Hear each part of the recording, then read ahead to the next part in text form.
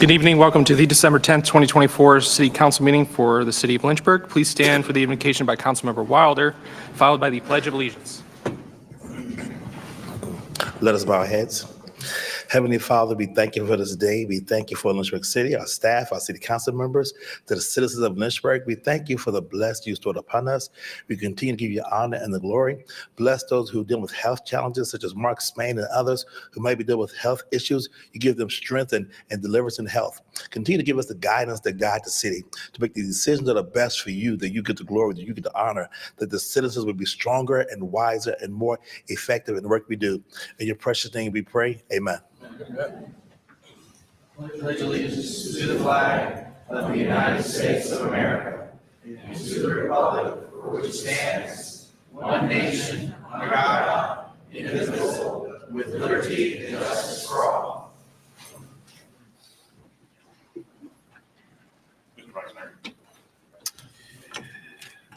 me 1 minute. Tonight we'll be coming together to honor two outgoing members of this council as they conclude their service to the city. To express our gratitude, we are presenting each of you with a key to the city, a token of appreciation for your contributions for years-long service. In collaboration with each council member, we've ensured that this recognition reflects your individual preferences and the impact of your work. With that, I'd first like to recognize Councilmember Mary Jane Dolan.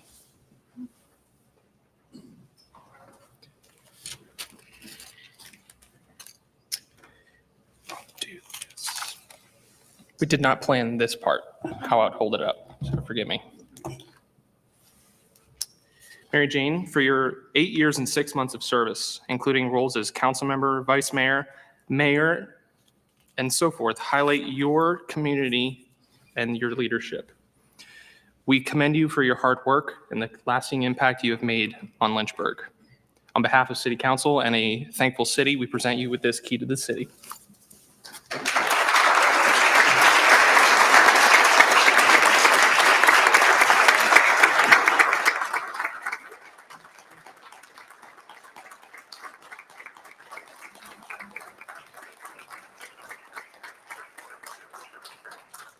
you very much. You know, somehow it seems fitting that my last stint or my last time on this dais is during the season of celebration. And I have a lot to celebrate. I celebrate the privilege that I've had in serving in this capacity for my community. I celebrate the voices in my community that have been my guidance. I celebrate the city leadership, whose leadership continues to be inclusive for all of our citizens. I celebrate the amazing staff who work tirelessly to serve our community. I celebrate the Lynchburg Police Department, Lynchburg Fire Department, who at great personal risk keep us all safe. I celebrate the deep personal relationships that I've gained while serving. I celebrate my 6 colleagues on this dais who work hard to meet the needs of our citizens. And most important, I celebrate my family who has been the wind at my back. I thank you, I thank all of you for giving this privilege, and it is a privilege, and this opportunity to serve. Thank you.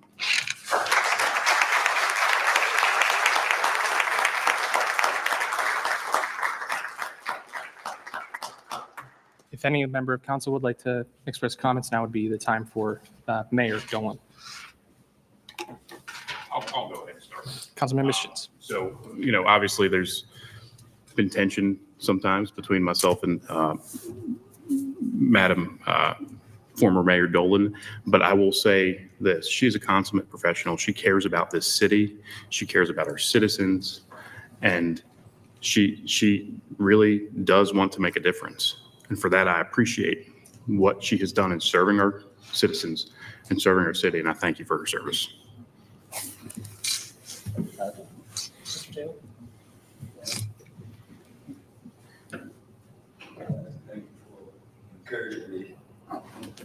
Thank you.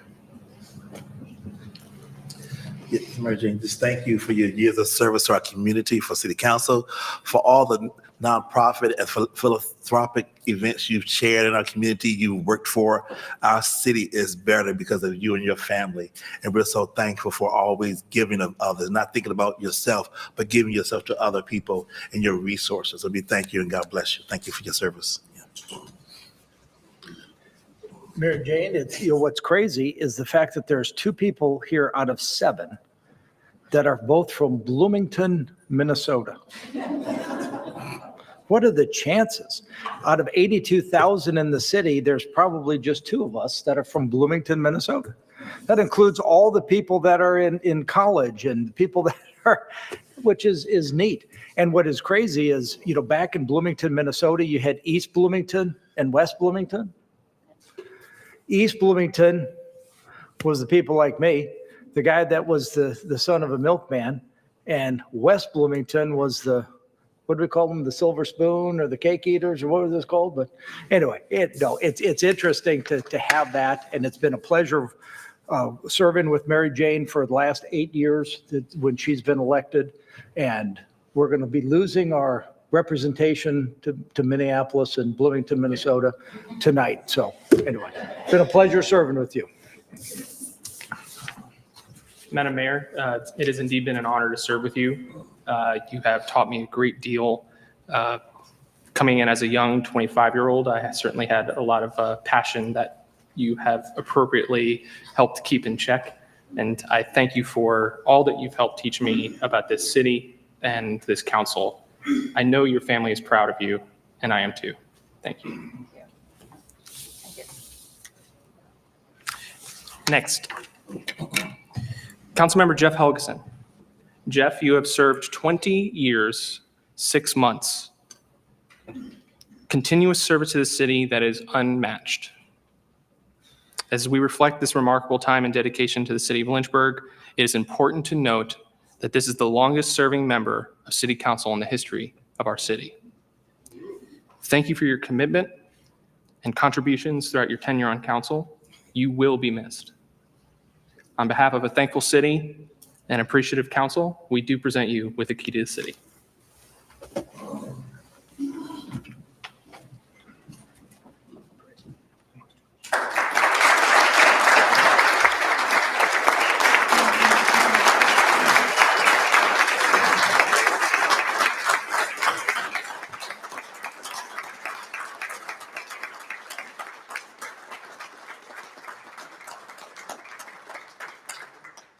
Well, thank you all. And thank you for the privilege of serving the citizens of Lynchburg, which it has been my privilege for the last 20 and a half years. You know, over 20 and a half years ago, I see Robert Garber back there. He was the councilman, and he asked me to run in his place. I see Trish Glover and Rebecca, who helped run my campaign, and I see Alex Mason, who helped run my campaigns, and I see all these folks that are, which is neat to do and neat to see, and it's amazing how fast that time goes. At times, it has been very, very slow. When I was one vote compared to 6, and those times were very tough. And with that, it's glad to see that the tide has changed, and now we're 6-1. And hopefully going forward, there'll be lots of good conservative leadership that goes forward. You know, when Alicia asked me about what picture I wanted, absolutely without fail, was Monument Terrace. My dad served in World War II. And when they served in World War II, they did it because everybody did it. They didn't do it for accolades. They didn't do it for praise or people saying, oh man, great job. They did it to save our country. I see Greg Lester, his dad served on D-Day as well. And you look at these folks that have gone before us, and I'm thankful that you guys can say, hey, thank you for your years of service. But I love Monument Terrace because some of these people gave their lives. Several years ago, we were able to meet Desmond Doss's son and have another dedication up at Monument Terrace because we appreciate the sacrifice that so many have given. It isn't just about us acting like we're sacrificing or something.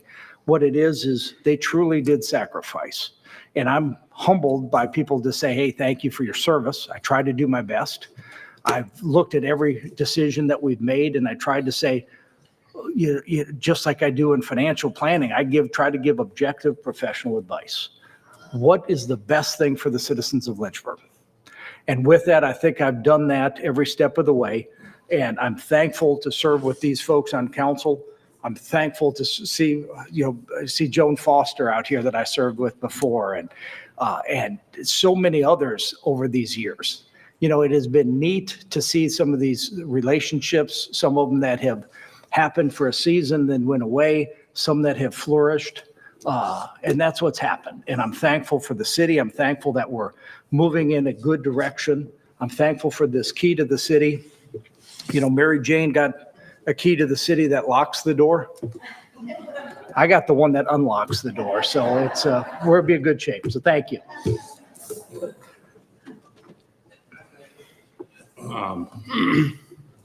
There's so many things that I could say, right? I've known Jeff for a long time. He's a good friend. And he's a good man. And, he's taught me a lot.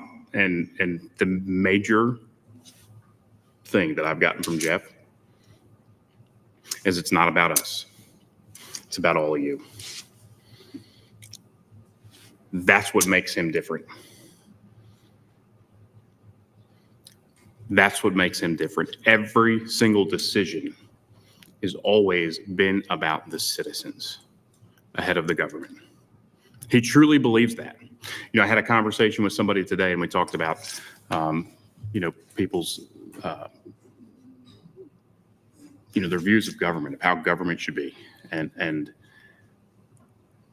there's something to be said about somebody who believes in limiting government and putting the citizens first and protecting your rights. And that's Jeff Helgeson. That's Jeff Helgeson. And something else that he's taught me a lot about too is kind of how to, sometimes it's appropriate to get something accomplished in a way that may be a little, I don't know. I think that the conversation was, if you can't get through the front door, you'll go through the back door, the side door, basement door. So with that being said, I'm making a motion right now to amend the agenda because there's a bunch of citizens out here that have things they want to say about Jeff Helgeson. And I've got a list of citizens that want to speak in public comment. There's nobody in public comment tonight. And to thank Jeff Helgeson for his service to the city.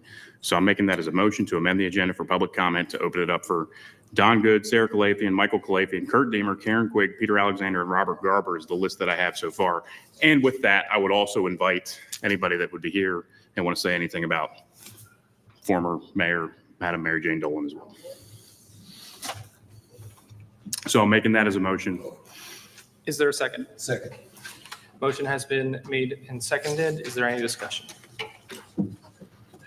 Seeing none, if there's no objection, we'll take the motion after everyone has spoken, and that would afford anyone who wants to have time to come up and sign up for this list ahead of our vote. Does that sound fair? Councilman Taylor. Yes, Jeffrey has encouraged me in a whole lot of ways. First of all, he taught me how to be quiet. Jeff liked to talk. If you start Jeff talking, you're in for something. And he can keep you going. So thank you, Jeff, for teaching me how to be quiet.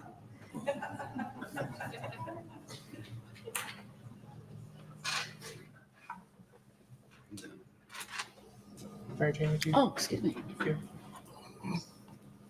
What do I say? It's been great serving with you, and now you won't have me to kick around anymore. No, just kidding. Thank you very much for your service to the city. I know that you are a true believer and dedicated to the citizens of this city, and I appreciate everything you've done. Well, thank you for your service, and to your wife, thank you for your service as well, for the sacrifices you made. Thank you. God bless you. Thank you, Jeff, for everything you have done to advance what you believe in. I can't imagine doing anything for 20 years. And I commend you for doing what some wouldn't even consider. There are some folks in this city who do not realize the impacts you have made, and that impact will be felt for generations. And that is who Jeff Helgeson is. He fights for what he believes in. And I'll tell you what, you might disagree with him, but he believes in it. And for that, I commend you. And I thank you for your service. I look forward to seeing how your continued dedication to the city makes an impact for our community. With that being said, we do have a motion and second on the table for adding, unless this list has been changed, I believe 6 names to the public comment. Mr. Mischins, if you wouldn't mind adding that. 7. Would it be appropriate to? Sure. If there's nobody else, is there anybody else that wants to be on this list? If you can read off the names you have, and then we'll go ahead to a vote. All right, it's going to be Don Good, Sarah Calafian, Michael Calafian, Kurt Deemer, Karen Quigg, Peter Alexander, Robert Garber, Janice Quattlebaum, and Beth White. The names Chuck are Gagnon. names shall not be considered at this point. We will move forward to a vote. All those in favor, please say aye. Aye. Aye. Aye. Any opposed? It is adopted. Thank you. Tonight's city council agenda is divided into 2 sections, the consent agenda and public hearing. First section is the consent agenda. This section outlines routine items, and all items may be approved by one vote. May I have a motion on the consent agenda? So moved. Councilmember Wilder and Taylor. Any discussion? And Madam Clerk, if you would please open the roll. Initiating the vote now? Have all members voted? Not quite.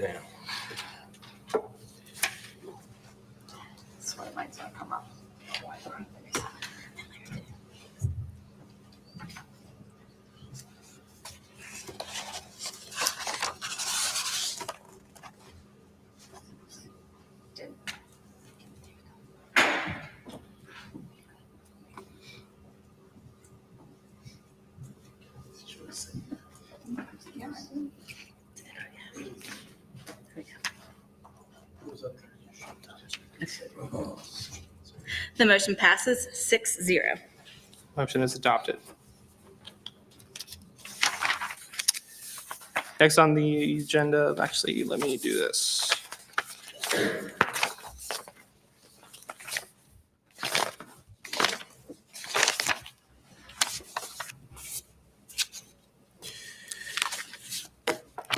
Mr. Attorney? Yes, sir. In my 4 years and 6 months, I forget if public comment comes before, after, or before public hearing. It's after the public. Thank you very hearing. much. Yes, sir. Public hearing. Next on the agenda is public hearings. This section includes all public hearings as required by law or as council may direct. Procedure. Staff will make a presentation. Comments will be solicited from the public. An individual speaker shall have 3 minutes to speak. If the speaker represents a group, the speaker shall have 5 minutes. The speaker representing a group shall identify that group at the beginning of his or her remarks, and a group may have only one spokesperson.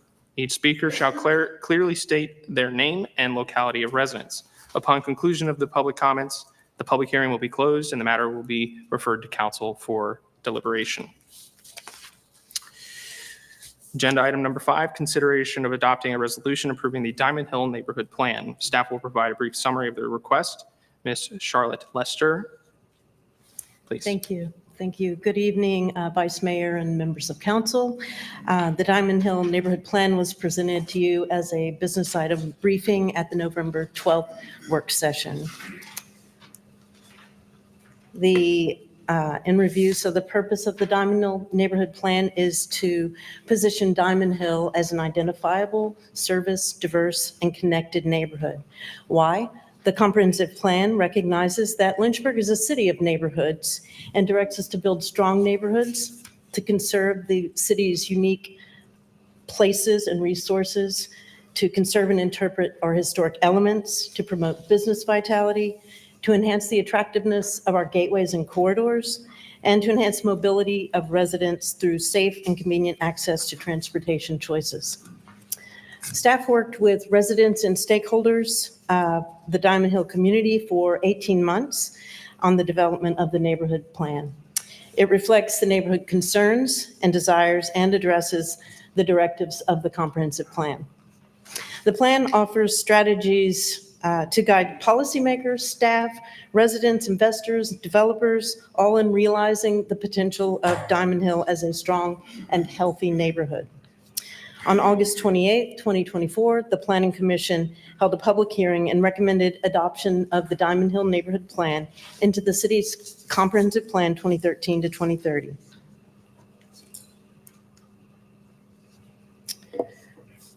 The first half of the plan consists of an analysis of existing conditions and also a summary of community engagement. The city staff project team, which includes representatives from police, fire, and other city departments, went on a fact-finding mission to better understand the neighborhood. Then staff began public engagement, first with the establishment of a citizen stakeholder advisory group, and then with a series of 4 public workshops. Staff also participated in various neighborhood meetings and events. The second half of the plan lays out the planning framework and the resulting recommendations, with land use at the center of the plan. The 5 components of the framework relate to the built environment. First, anchor institutions. Second, community streets. Third, housing. Fourth, the neighborhood marketplace. And fifth, parks and historic resources. So for each of these components, the plan includes a goal and then supporting recommendations.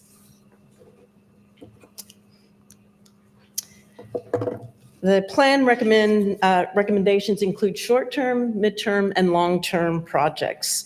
While approving the plan does not financially obligate the city to the projects, it better positions staff and partners to pursue funding opportunities and advance the recommendations of the plan. A few of the projects identified during the planning process are already underway. First, the Central Virginia Planning District Commission, in partnership with the city and GLTC, was selected to participate in the U.S. Department of Transportation's Thriving Communities program to focus on a revitalized 12th Street corridor. Next, the Dunbar Community Schoolyard project, in partnership with the Lynchburg City Schools, improves access to park space. Council allocated funding for Phase 1 improvements through Community Development Block Grant 2024. The project is currently in site plan development phase. The third project I want to mention is the Pierce Street Improvement Project, which focuses on street improvements on the 1200 block of Pierce Street, and is funded through Community Development Block Grant 2022. The project is currently in design phase and will follow a water resources project on that same block in order to coordinate services. The last project I want to mention is the Hunton Branch YMCA nomination to the state and national registers of historic places. This project was also funded through Community Development Block Grant 2022 and has been submitted to the Virginia Department of Historic Resources for review. In addition to these projects, I would be remiss if I didn't acknowledge the work of our nonprofit and community partners who are at work in the community, hosting their events and pursuing their own revitalization opportunities, all of which contribute to the neighborhood's vitality. So in closing, the Diamond Hill Neighborhood Plan offers strategies to guide policymakers, staff, stakeholders, residents, investors, developers, all in the realizing the potential of the Diamond Hill neighborhood as a strong and healthy neighborhood. Thank you. Commencing with the public hearing, is there anyone who would like to speak in favor? If you want to speak in favor, please line up at the podium and state your name and locality of residence.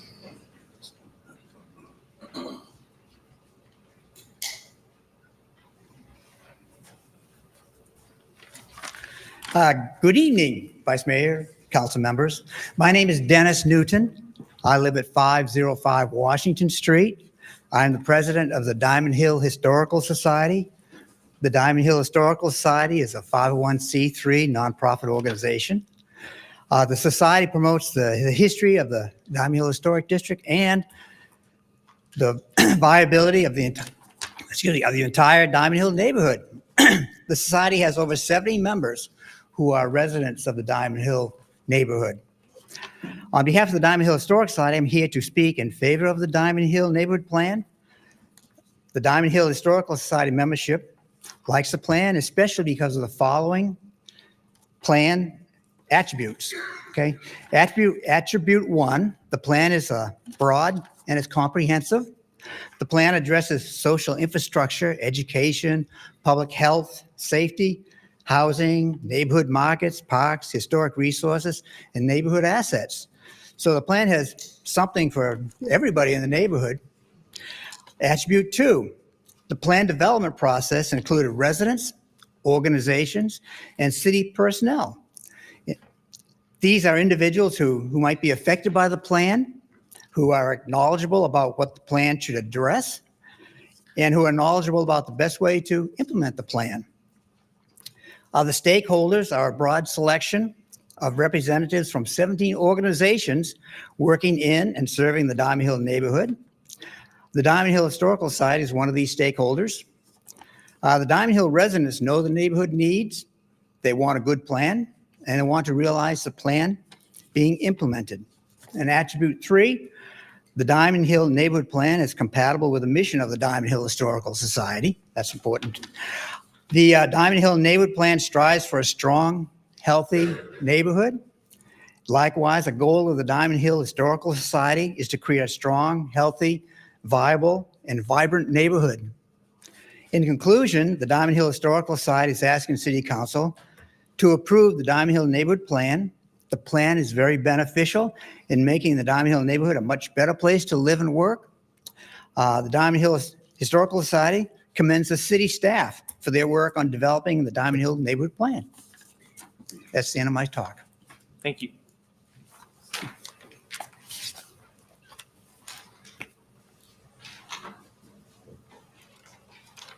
Good evening, Vice Mayor and members of council. My name is Sarah Blankenship, and I am a Lynchburg City resident. I am also the newly appointed Executive Director of Pierce Street Gateway.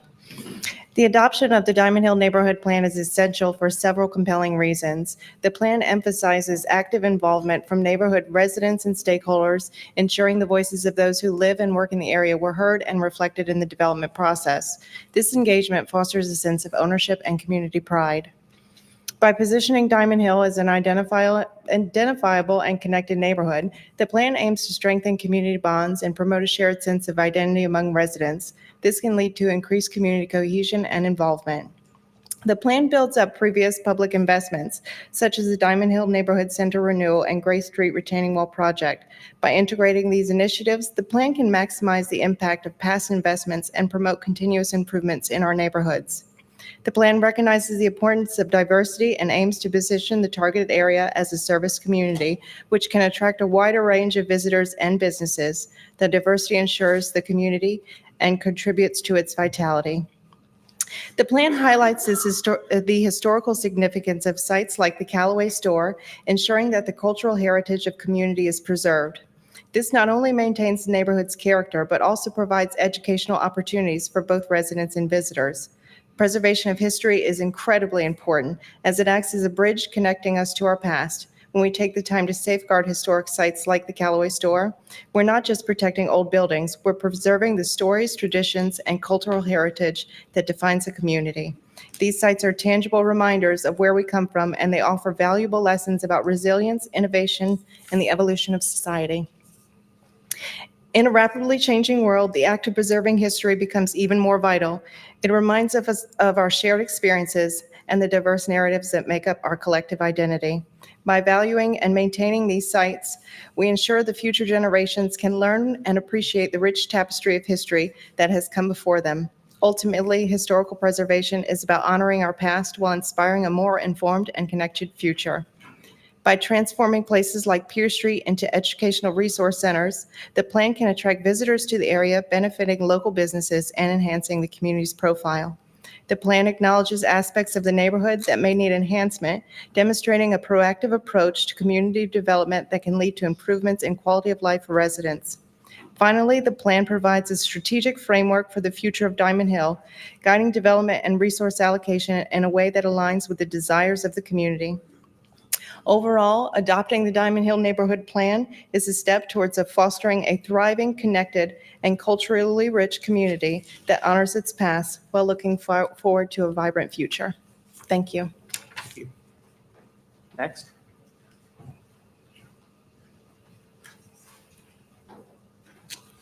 Good evening, Vice Mayor and members of council. My name is Betty Kane, and I'm a member of the Diamond Hill Baptist Church and director of the Diamond Hill Health and Wellness Community Service, and I do support this plan. Our church is a 153-year-old structure in the Diamond Hill Historic District that is the cornerstone of this district. We have religiously educated hundreds who have gone out and touched and made a difference in thousands of lives. This we plan to continue to do. Our church played a key role in the civil rights movement. Two former pastors, Dr. Virgil Wood and Dr. Hayward Robinson, were organizers and supporters of this movement. Dr. Martin Luther King also visited our church when he was in town. Our doors are always open to community groups and organizations. We currently host the NAACP, Voters League, Peacekeepers, and the 40-Way Coalition. Our current pastor, Dr. Owen Cardwell, is also on board with this plan. I trust you will adopt this plan and begin implementation as soon as possible. Thank you. If there's anyone else who would like to speak in favor, please make your way forward. And if there's additional folks, you can make your line in the aisle. Good evening, Vice Mayor, council members, and I have to acknowledge Mrs. Dolan. My name is Shawn Spencer Hester, and I reside at 901 Jefferson Street, Lynchburg, Virginia. I serve as the director and curator of my grandparents' home, which today is a National Historic Landmark, known as the Ann Spencer House and Garden Museum. It is listed on the National Registry of Historic Places. And I am also the daughter of Chauncey E. Spencer. You may know him as an aviator. At one time, he ran for council, but he didn't win. I always say he was a little too radical for the city at the time. And I am also the daughter of Anna H. Spencer, not to confuse with my grandmother, Ann Spencer, the poet. But my mother appeared here before you to recognize that Pierce Street needed to be preserved and restored, and in that way, making it the Pierce Street Renaissance Historic District. There were many people in the community that wanted it and that did not want it. Excuse me. Today, the historic district gains statewide attention from the Department of Historic Resources, boasting that the historic district has 8 historic markers, the most historic markers within 2 blocks in Virginia. And I believe this also stands true to be a fact in Lynchburg, Virginia. I invite you for a personal tour when your time permits. The Ann Spencer House and Garden Museum is significant to America for several reasons, particularly for the context of cultural heritage, literature, and African American history. It is important because of its preservation of African American history and its cultural legacy. The museum plays a vital role in preserving the cultural legacy of African Americans, particularly women, who have been overlooked in mainstream narratives. By highlighting Spencer's life and her contributions, the museum helps to ensure that these stories are told and remembered, fostering a more inclusive understanding of American history. Also for its educational resources, its artistic inspiration, its symbol of resilience and empowerment. And I also want to say that I have fond memories of Lynchburg, even though I still live here. But I mean, coming here as a teenager in 1977, is my time over? But I want to get through this. Just finish your Can I thought. finish, please? And coming here as a teenager in 77, when my parents moved us here to found the Ann Spencer House and Garden Museum. But we would go to the Hunt and Branch Y for dances. It was a very different time. There was punch and cookies, and our parents were the chaperones. And I was baptized at Diamond Hill Baptist Church. So I want to say that we are a stakeholder in this project. We approve it, and we hope that you will consider it. Thank you for your time and consideration. Thank you.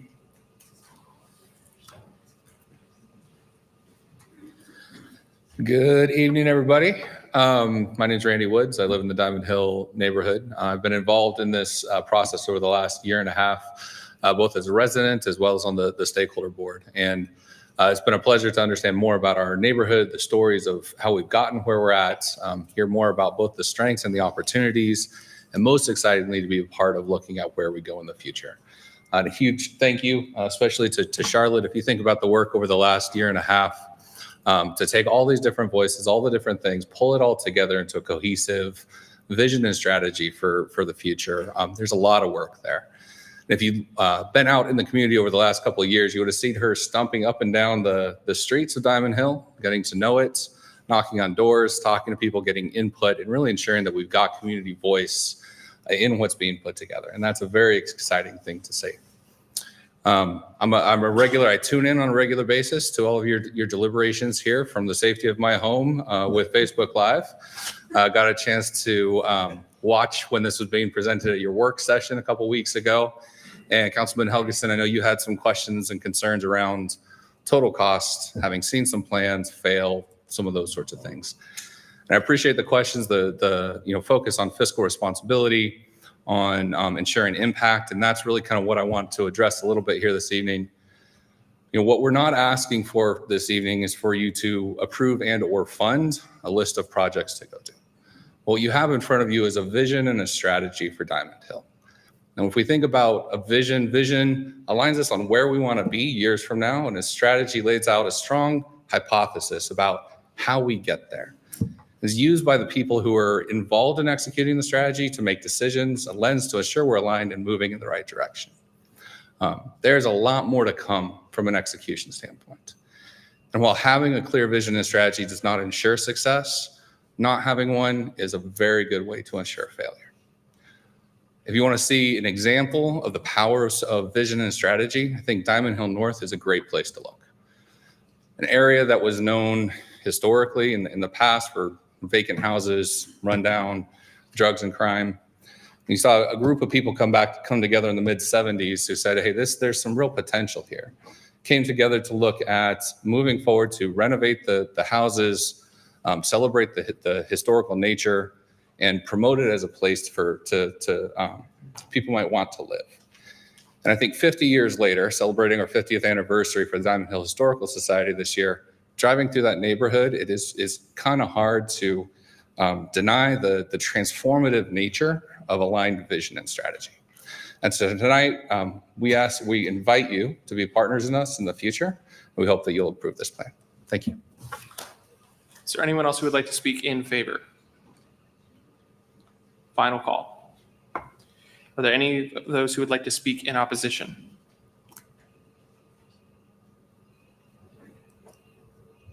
For those who would like to speak in opposition, please make your way to the podium. And if there are additional folks, please make your line through the aisle.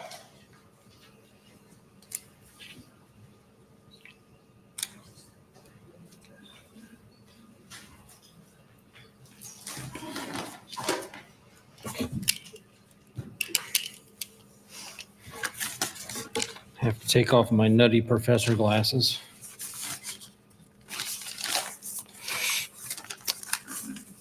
Diamond Hill's already a restrictive historic district, and this will lead and start the path to where there'll be much more restrictions on people's private property. And it makes me think of like gun registration leads to gun control in lots of areas. So I would urge you to vote no. Thank you. Are there any other opposed? Final call. Are there any voicemails? There are none.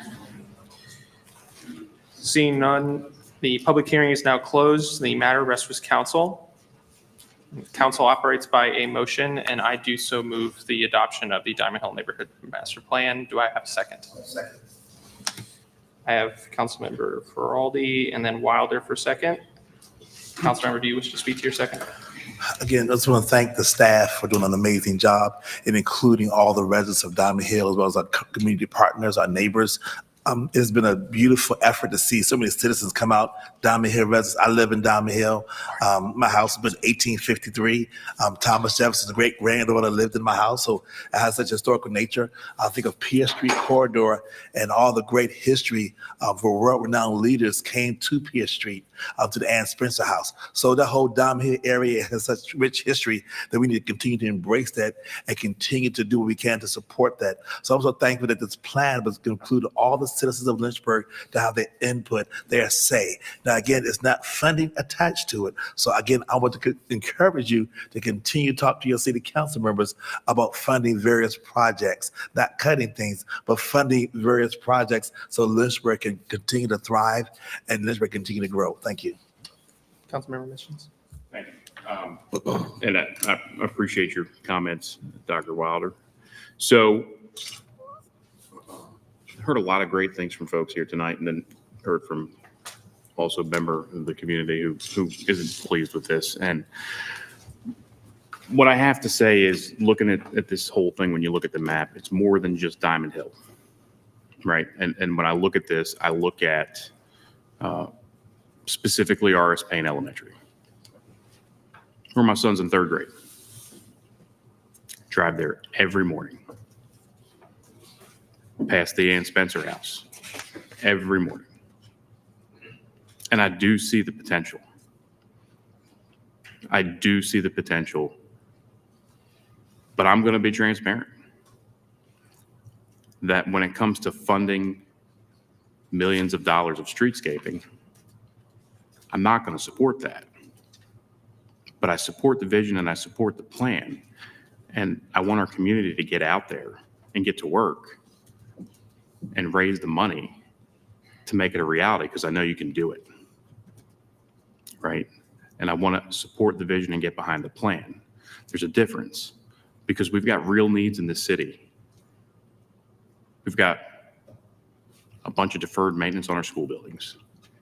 We got an entire 3rd floor at R.S. Payne Elementary that we can't even use right now. And that building is a great building that can last us probably, what do you think, another 50 to 100 years if it's taken care of right? I mean, it's a tremendous building. And I just want to be clear that I can't support the public funding of the projects that go with it, but I fully support the vision and the community and anything that we can do to get the red tape out of the way and allow you guys to go and do this on your own and get behind the vision. I'm with it. And that's why I'll be supporting this. Councilmember Dolan, Taylor, and Helgeson. Thank you. Well, we keep talking about supporting our neighborhoods and helping our neighborhoods prosper and survive. And I think this plan, it's a robust plan, and I know it's going to take years and years to come to fruition. But I think it's important. I think it's important for Diamond Hill, and I think it's important for the city as a whole that we get behind this and support what can really enhance a neighborhood and thereby enhance the lives within that neighborhood. I will support the plan. Councilman Taylor? I totally support the plan. As you all know, I'm a restorator. I like taking old things and making them new again. We moved the log cabin from Appomattox to Lynchburg and installed it in Diamond Hill, and it's livable. I love to see old stuff come back to life, so I support this totally. Councilman Helgeson? And I appreciate the comments I think Mr. Wood made. You got to keep in mind where plans come from. The plan is funded by, I think you said grants, right? It's then the consultants are hired by taxpayer funds. Then there's all these beautiful pictures, which they're beautiful. And so everybody who's looking at these pictures, it's fantastic because it's really neat. But how are those things ever paid for? And that's why I asked the question a few weeks ago, as mentioned, like $8.5 million. And so with that, eventually you got to say, are we going to take it from one neighborhood so we can beautify another neighborhood? Or are we going to look at the whole city and say, you know, what's happened in my neighborhood is what we've done on city council is we've lowered the real estate taxes. Once we lowered the real estate taxes, houses that were kind of a little derelict, people said, oh my goodness, I'm going to fix that rascal up. And then they actually took their own money as opposed to taking money from another neighborhood to fund another neighborhood, because then what's going to happen is eventually you're going to have to take from this neighborhood to fund the neighborhood, and it keeps on going. Lots of these plans are beautiful, and lots of the people who write the plans love that we keep doing plans. I'll vote in favor of this plan, but keep in mind that these plans keep on coming. And who loves the plans? the people writing the plans who get the big checks. And so with that, eventually, we have, this plan right here is another $8.5 million. We have a comprehensive plan. We have plan after plan that's sitting on the shelf of over $150 million of plans. Where does that money come from? It comes from you. And eventually, you got to say, well, let's focus on making sure the city's safe. Let's focus on making sure we have good streets and roads. So anyway, I'll be supporting this, but I'm glad that you recognize that the funding element of it's a whole different story. But Is there any other discussion? Seeing none, shall the Diamond Hill Neighborhood Plan be adopted? The clerk will open the roll. The vote has been initiated. Have all members voted? Not yet.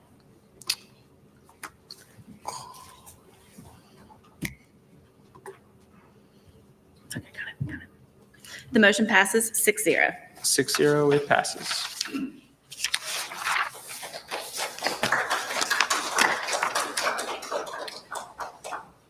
Next on the agenda is consideration of adopting a resolution amending the future land use map and adopting an ordinance approving the rezoning and adopting a resolution approving the conditional use permit and allowing 88 townhomes and associated parking at 750 Leesville Road. Staff will provide a brief summary of the request.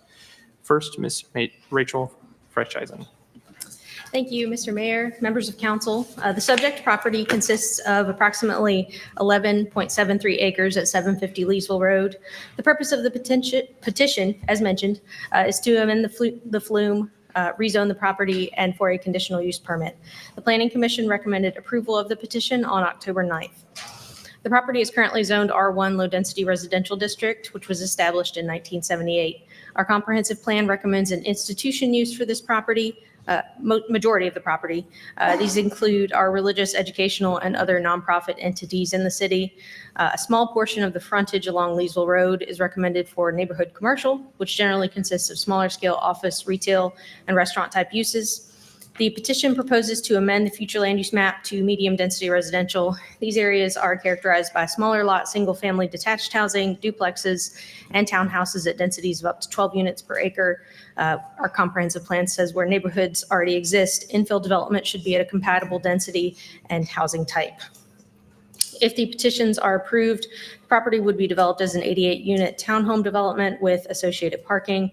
Concept plan is showed here. The petitioner was required to submit a traffic narrative as part of this petition, and the findings indicated that a dedicated right or left turn lane is not required, but a right turn taper is warranted and is shown on the concept plan. The city's transportation engineer concurred with those findings. In summary, the proposed townhome should have limited impacts on the surrounding area and would fit well within the existing corridor. The property is surrounded by a townhome development on one side and an institutional use on the other, aligning with the comprehensive plan recommendation that infill development in the proposed medium density residential area should be at a compatible housing type. Thank you. Thank you. Would the petitioner like to make a presentation?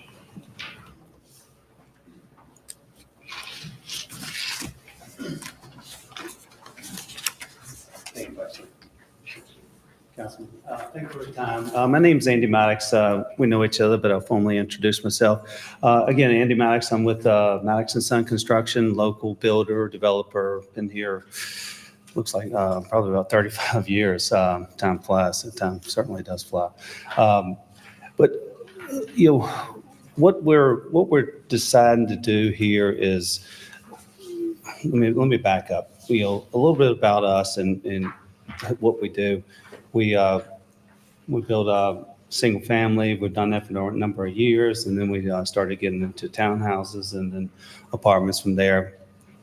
A lot of that started happening in the counties, and we started gravitating towards the city because it certainly made more sense. It was we seen the need with liberty and that type of thing there. I was actually moving towards retirement, and there's a nasty rumor going around that was true, but I started to step back and look and just realize that I actually enjoy what I do. So, plus I've got a number of people that have been with me for over 20 years. So I thought that that instead of guiding this thing like I always have, but just kind of stepping back and put my hand on their shoulder. And as soon as I decided this piece of property showed up, and it just kind of made sense to me. Once we started looking at it, we got Centra coming across the street. We got Wexford to the left of us. We got a church to the other side, institutional. They actually outgrew their church, and somebody else is coming in. I understand. I'm not sure who that is yet. But with that in mind, everything kind of pointed back to townhouses. So first, we looked at single family. Okay, topo didn't make sense there. Price of the land didn't make sense. We looked at apartments. We built a number of apartments throughout the city and the counties. In my opinion, I think we're got enough apartments for the moment. A little bit oversaturated there. Again, topo didn't work there, so everything pointed back to townhouses. So from there, we sat down with our engineers and kind of drew it out and see what would actually fit there. And it was very similar to what was next door at Wexford. So from there, I sat down with Tom Martin at the city and got some recommendation. And Rachel was there, and city actually promoted it and thought it was a good idea for the area there. Worked with Tom to recommend. He recommended it to R3 conditional. That way, we're tied to the site plan. After that, let's go ahead and move forward. So we petitioned for rezoning. But a lot of times what I've done, I've been here a number of times, I like to show up knowing what the neighbors think. So right out of the gate, we decided to go ahead and call a neighborhood meeting, of which we talked to the planning commissioners and had a neighborhood meeting. There were some concerns. Centra across the street, they were there, and I was informed today, since they're a nonprofit, they can only say that they do not oppose this, so you can take that the way you want to. So we actually, our first neighborhood meeting was at Hope Church next door. Pastor PJ was there. I asked him, he said he had no opposition against it, certainly supported it, but they were moving and they were selling. I asked him to reach out to potential buyer and if they had any concerns, and he said he would let me know, and I hadn't heard anything from there. Spent a lot of time with Wexford to the other side of us. There was a lot of concern in the beginning that not in my backyard. We really enjoy the trees that have been there. We've been there for 20 years. I certainly wanted to address that. We found some agreeing points, and then we finally met on site with a number of the residents there.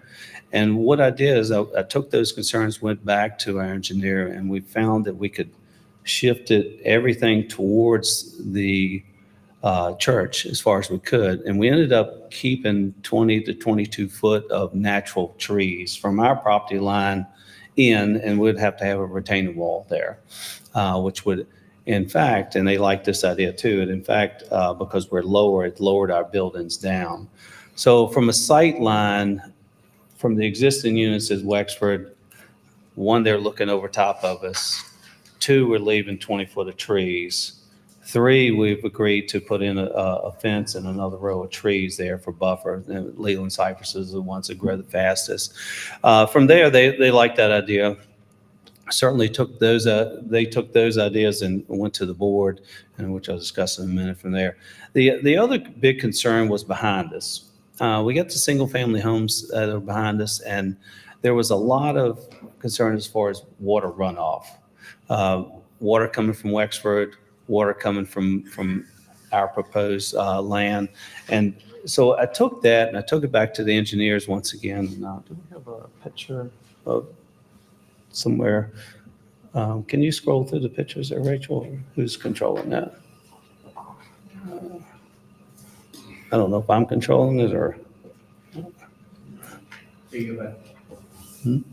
Oh, there you go. Next one. Next one. Next one. That's They have a paper. okay. They have a paper. Okay. So on your paper copy, if you'll flip through and you'll see the one, and I got it on my phone here, but it's outlined in red and green. And so from an engineering standpoint, if you would look at the combined red and green area, that's the amount of water, that's the water that runs off. Thank you. Yeah, I got you.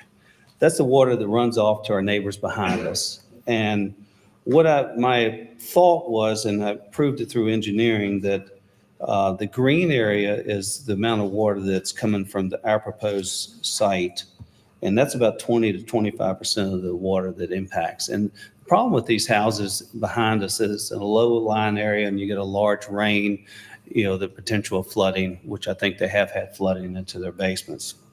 So again, once I seen this, I went back to engineering and said, okay, well, how do we be part of the solution here? And if you flip through your pages there, the one right before that, you can look at a cross section of our grade that we're proposing.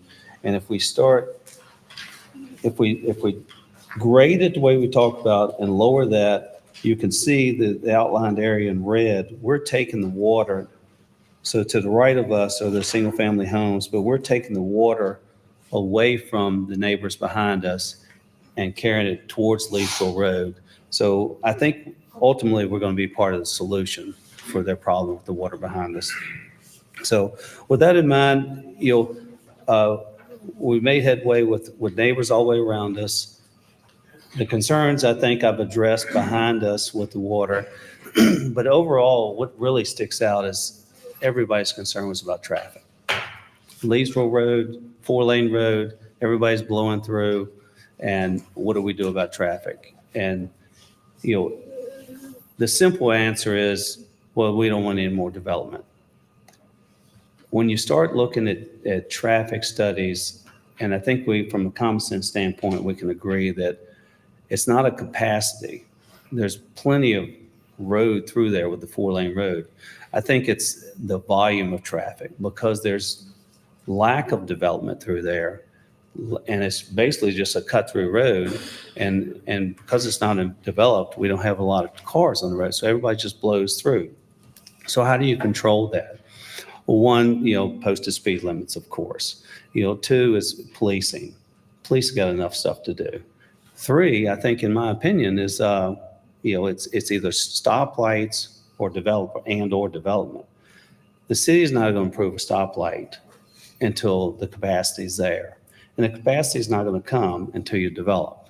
So, it's the chicken or egg. What do we do here? So I think that I'm part of the solution on the traffic side too. And I think over time, it's still going to be developed. Hopefully it's not going to be as bad as Timberlake, but you don't see people blowing through Timberlake because we got stoplights everywhere and we got cars on the road slowing it down. So there's the other side of the coin. So where's the happy medium in there? I think I'm going to have some support here tonight. I think, we certainly will have opposition, but ultimately, you guys know me, we're going to do a good job, and, we really enjoy building in the city. So thank you for your time. Thank you. We'll call you back up if we have any further questions. Yes. Proceeding with the public hearing, is there anyone who would like to speak in favor?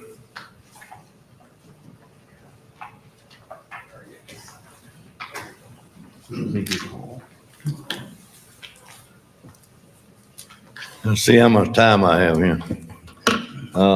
My name is Alvin Leroy Yancey. I live at 806 Wexford Place. Thank you for letting me share our views with you tonight. I am wearing 3 hats tonight, and all of the hats are headed in the same direction.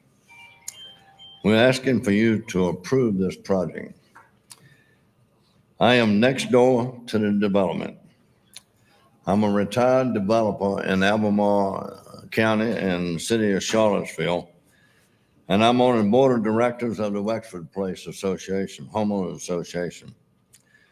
When my wife and I received a letter from the Planning Division of Community Development, I thought of the NIMBY syndrome, not in my backyard.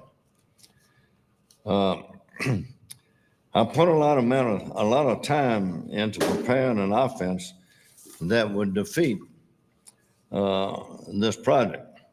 I couldn't come up with enough stuff to even waste your time or mine here tonight. So I decided to look at the other side of this application. I decided to listen instead of talk. Sometimes I learn more by doing this. I received a letter from Maddox and Son, timely dated September 25th, inviting us to listen and answer questions about this development of townhouses. I decided at this meeting somebody was going to develop this property. Spot zoning is inevitable. The R3 zoning keeps our neighborhood residential. As I listened, I began to waver on my thinking. I considered what the other spot zoning may bring. And God knows it can bring anything to my backyard. Nothing against Central, but we have a real quiet neighborhood, and there's no reason to expect this new development to be any different. That versus a 4 or 5 story building right at the backyard. The impact of this became far less than it could be. Mr. Maddox has met with us a couple times and with another couple on the board. And I invited him to our HOA board meeting. Our board has an open policy, and after Mr. Maddox did his presentation and exited, they voted unanimously to support this application. I have a document here giving me the authority to say that. I don't know who I'll give it to, but does that mean I'm done? If you want to finish your thought, your time is up. If you want to finish your thought, that'd be wonderful. If you want to finish your thought, that'd be wonderful. Yeah, there are many things about this development that it really invites us to approve it, such as sitting in our backyards along several buildings of in Wexford Place. The cut and fill balance drops the parking lot and the first floor elevations of this new townhouse development by 8 feet. And you can tell from what Mr. Maddox has said, we've met many decisions together about the proffers, and he's increased the setback. I don't know how in the world we would ever get a development to come in next door. We sit in our backyards and not even to be able to see 80-some townhouses. So this is the least development. Now, last thing, our association did want to say something about the traffic. Their feelings and mine is different, so I will separate myself from that. I pull into Leesville Road every day of my life, several times a day. I'd much rather see 2 cars coming down the street at 35 miles an hour than one at 60. And believe you me, we have them at that. Sometimes it takes more traffic to slow the traffic down. Thank you. Thank you. Is there anyone else who would like to speak in favor?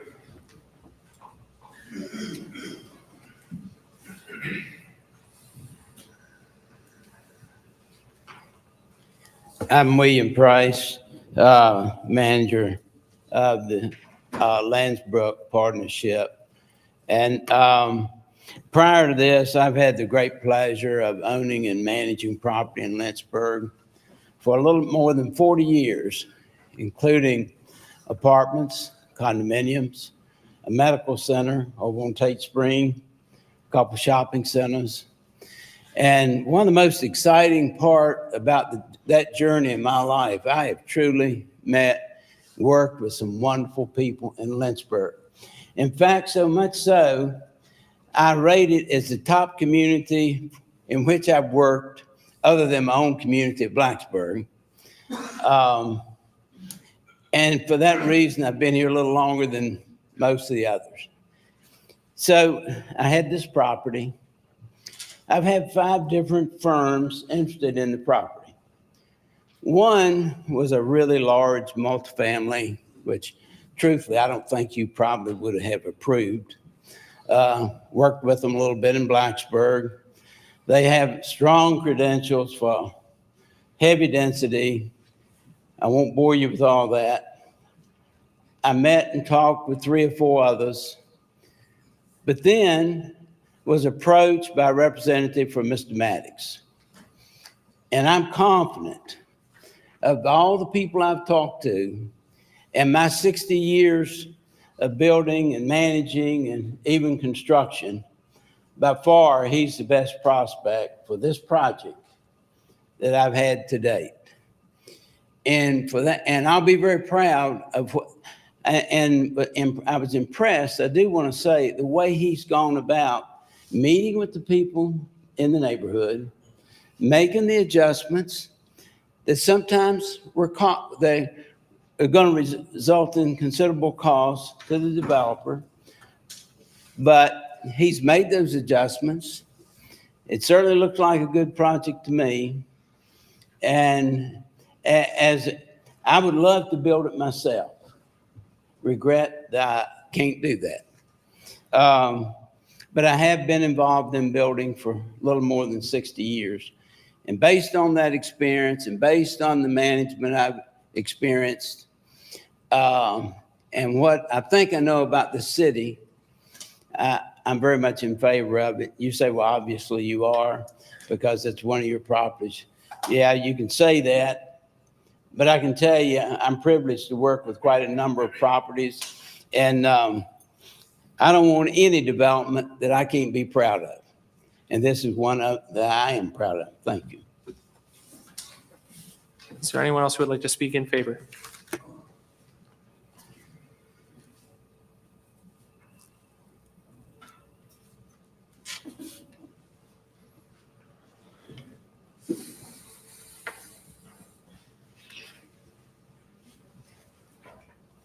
Vice Mayor, member of council. My name is James Taylor. Just going to make a brief statement in support of the item under discussion. I'm acquainted with the developer who's requesting the rezoning, and I know his reputation as an experienced professional in his field. I live on a dead-end street in Lynchburg with 88 acres at the end of it that was sold several years ago, and it's under development. We've now got about 50 new homes, and most occupied, a few still under construction, and many more to come. The reason I'm telling you that was because it was a relief when we found out that a local developer had purchased that land. The developer doing it has been accessible and responsible to any concerns we had in the neighborhood. I'm sure that Mr. Maddox would be the same with his development. That property on Leesville Road at some point will be sold and will be developed. And I would submit to you that it's better to have a local experienced professional be the one to develop it now, rather than later possibly an out-of-town group with no ties to this area whatsoever except a profit motive. It would be better for the neighborhood. It'd be better for the economy of Lynchburg. Thank you. Is there anyone else who would like to speak in favor? Last call. Those who would like to speak in opposition. If you wish to speak in opposition, please make your way to the podium, and then if there are additional speakers, please file up in the aisle.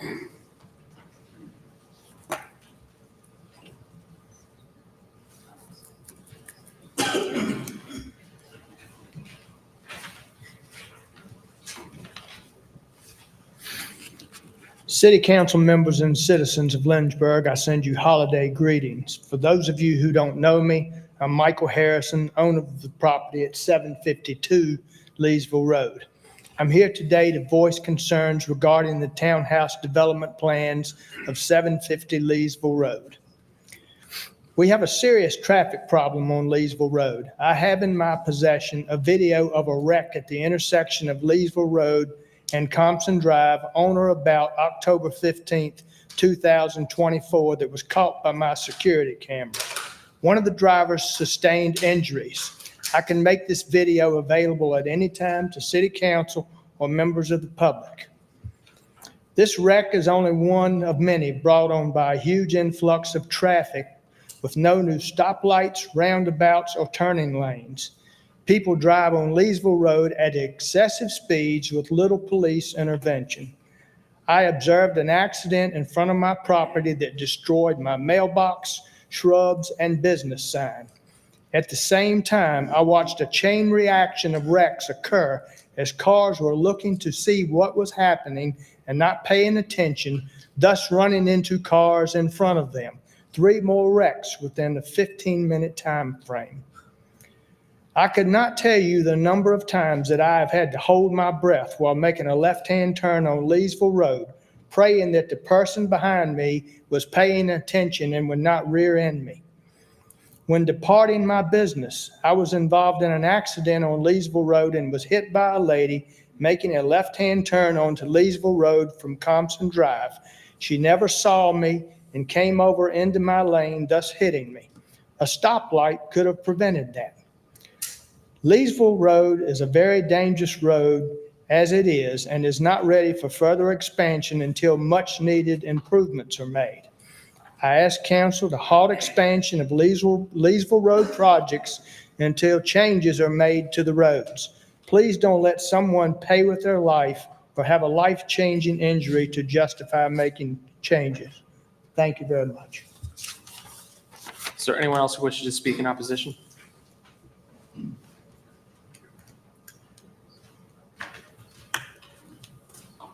My name is David Herb. I represent the Lakeland Association and also represent the properties that are behind the project that's coming up.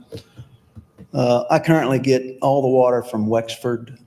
I also get the 25% that Mr. Maddox is proposing that he is going to help by sending it back up towards Leesville Road. I currently get the water from the church, from their 2 retaining ponds. I get the water from the upper retaining pond at Wexford. This flows into a creek, which flows into the lake at the Lakeland Association. The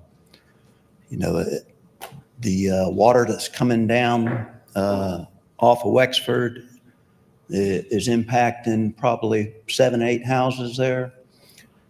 It's also running on top of the sewer line, the city sewer line. I've seen that go down a foot in some places.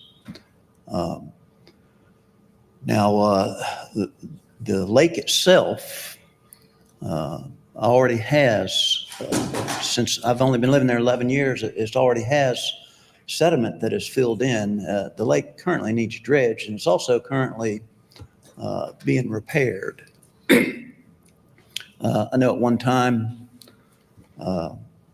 Jeff Helgeson was part of that. We had a buffer zone where there wasn't going to be any more townhomes put in. We're past that. They've already in the process putting in 88 townhomes. That water from that project is going to go into this lake. Also, the new project that's being proposed is going to go into this lake. We have checked on getting this lake, just filling it in and just having a creek through there and a recreational area. It's currently under repair, and it actually costs more to fill it in than it does to repair it. I just think that, the 25% that Mr. Maddox is talking about is going to go back uphill, but it's going to go in a retaining pond, and it's going to, instead of coming back down over the hill there behind everybody's houses, it's going to come down through this creek, which runs right beside my house. I own the property right beside the project. This currently can only withstand the water that's coming off of it now, and you're going to add to that. I'm sure that they mean well, and they're going to do a good job, and they're going to follow codes and everything. But I just think that it just can't handle this. It can't handle the amount of water and runoff from this. As far as the traffic, Leesville Road, it doesn't have a medium like Timberlake Road. When we pull out of McVeigh, sometimes, you almost have to pull out in front of somebody just to get out. The traffic is nonstop. Red lights would help. Sometimes, you have pedestrians walking up and down this street. There's sidewalks on part of it. But I just don't think that it can handle any more traffic at this time. I think the city needs to reconsider this project. Thank you. Is there anyone else who wishes to speak in opposition? Last call. Are there any voicemails from citizens? There are none. Would the developer like to make a rebuttal? You have 5 minutes. The main concerns that I hear are the same concerns that I have. Water. I'm not creating water. Actually, I'm required to hold all my water. So with the retention ponds that we have to do now, it's a different category than what Wexford had to do in the past. Not only do we have to hold our water, we have to clean our water. So I just want to get the point across that we're not making water here.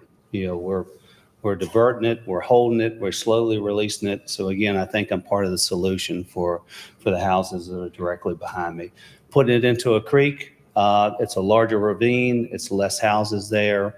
The creek's large enough to handle it, and it's slowly released. Back to traffic. Again, I stand on the same opinion too. It's the volume's not the problem, it's the speed. And it's the lack of stoplights. Well, the city is not going to approve to put a stoplight in it because it's not required. It doesn't have enough traffic there. Well, what generates traffic? Rooftops, businesses. And then after that comes stoplights. I was talking to Marty about it, about concerns. He had the same concerns there too. And he's like, we need to future-proof this thing if it gets approved. Even if it doesn't get approved, how does the city handle the traffic problem there? And the answer is, we need to discuss this. And so I took that and I went back to engineering again, and I was like, how do we fix this? Marty was just brainstorming. It's like, do I go ahead and put in conduit, just throwing out stuff? I was like, you know what? One of the problems with Leesville Road is when they widened it all the way out to the right of way. So the back of the curb is directly against the property lines of the owners. So you have no right of way for sidewalk. You have no right of way for turn lanes or anything like that. So after I talked to engineering and went back to Marty, I said, I need to be part of the solution here. So I've already volunteered that we donate the land back to the city because I don't want to get this thing approved. We develop it. Then you guys decide that you want to do a stoplight because we're almost directly across from Thompson Lane there. Then now you got to pay an appraiser and then you got to make an offer to me and all. No, you can have the land. I'm going to be part of the solution here. So it's coming. It's going to develop. It's already developing on the other end. The traffic's going to increase. It's going to slow it down. And then the stoplights are going to come. I think I'm part of the solution. Thank you. We'll call you up if we have any Yes, sir. questions. Thank Thank you. Mhm. With that, the public hearing is now closed. The matter does rest with council and operates by a motion. I would like to point out before we do accept motions, we do have 3 separate items to vote on, and I would like to highlight them for you in the public. First, and they have to be voted on separately. First is the motion on the flume, the future land use map. Second is the motion to approve the rezoning, and third is the conditional use permit. So we will be taking this one at a time. If we can, I would like council to try to have deliberation on all 3 of these at the same time to try to keep us moving forward and not having to debate each one. Since they're all related, I think we can keep the topic the same. With that being said, does anyone have a motion or comments they wish to make? I move for approval. Do we have a second? Second. And for reference, this is just on the future land use map. Just Councilmember Wilder. And I'll make my comments in reference to the whole 3 motions to save time.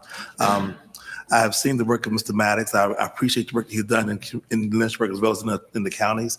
So I think he's a man of his word to work with solutions to address the issues on Leesville Road. I appreciate him talking with the neighbors and getting their voice, getting their concerns, and hearing what their concerns were. So I do appreciate that he's made extra efforts and talk with the residents of the area to see how he can address the issues, to ease their concerns, to hear what they had to say about the project. I did meeting with them continuously. I'm glad it's townhouses versus apartments. So I'm glad to see that some ownership is there. Yes. And he continues to bring solutions to the traffic on Leesville to see how we as a community can address that, because it needs to be addressed. I think one of the other gentlemen mentioned that someone's going to do some development in that property at some point. So I'd rather have him to do the development, someone that we can work with, someone who's connected to the community, and someone that has the best interests of Lynchburg. Thank you. Councilman Taylor, No comment. any discussion? Thank you. You know, as I look at this and you hear the concerns and you hear the plan and, you know, and I appreciate Andy, done good work, but the issue is not his good work or a good neighbor or, boy, this could be a lot worse. You know, as I look at this, you know, as mentioned too, you know, sometimes people will say, well, not in my backyard. I've been on council for 20 and a half years. This isn't the first project that is not in my backyard. If that was, you could say, okay, well, people are against it because it's in their backyard. This is probably about the 15th or 20th on Leesville Road and Timberlake Road, where it's been nothing but more high-density apartments. It's been more townhomes. You know, earlier today, we talked about a different project in a different part of the city that was 5 acres of land, and they're going to put in 22 single-family detached homes. Here, you're looking at 11 acres and 88 townhomes.